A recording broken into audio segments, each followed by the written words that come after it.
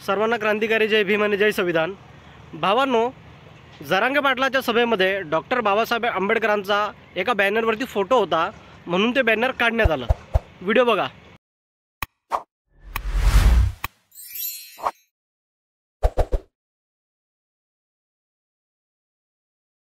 तर बघितला भावांनो व्हिडिओ।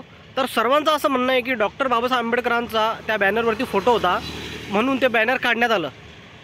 या भाड खाऊजाला कसं जातीभेद करण्याचं ना फक्त थोडंफार कारण पाहिजे।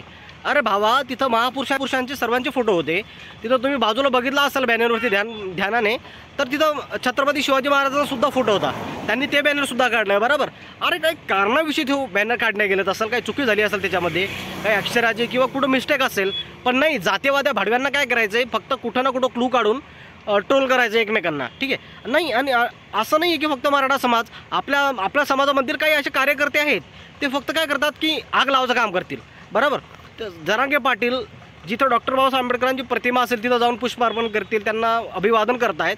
ते तुम्ही व्हिडिओ बघत असाल तेव्हा तर नाही तुम्ही कमेंट करणार की नाही की जरांगे पाटील डॉक्टर बाबासाहेब आंबेडकरांना अभिवादन करतायत, हार अर्पण करतायत, तेव्हा तुम्ही व्हिडिओ नाही बनणार। पण हे असं छोटे छोटे टॉपिक काढून ना तुम्ही एक तर मराठा समाजांना घाण दाखवणार, नाहीतर मराठा समाजाचे काय कार्यकर्ते असेल ते बुद्ध समाजांना घाण दाखवणार। दोन्ही समाजामध्ये फक्त काय की जातीभेद निर्माण करायचा। अरे भावा, आपण एकच। या भाडखाऊची जे जाती लावणारे, जे आपल्या आग लावणारे जे भाडखाऊ आहेत ना, त्यांना मला एकच सांगायचं आहे, भ्यांचोदो तुम्ही लिमिटमध्ये राहा। ज्या दिवशी चपक्यात पडसाल त्या दिवशी तुमच्यावर कार्यवाही करण्यात येईल, ते पण कायदेशीर बरोबर। तुम्हाला काय वाटतं की तुम्ही हे असे कुठलेही क्लिप घेऊन खाली मेन्शन करणार की हां डॉक्टर बाबा आंबेडकरांचा विटंबनागिरी? अरे मादर चोत चाले, अभ्यास करा थोडा। व्हिडिओ तर बघितला असतील ना जरांगे पाटलाचे?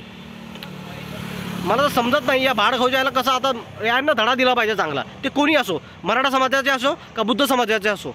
तुम्हाला काय वाटतंय कमेंटमध्ये नक्की सांगा मला। जय भीम आणि जय संविधान।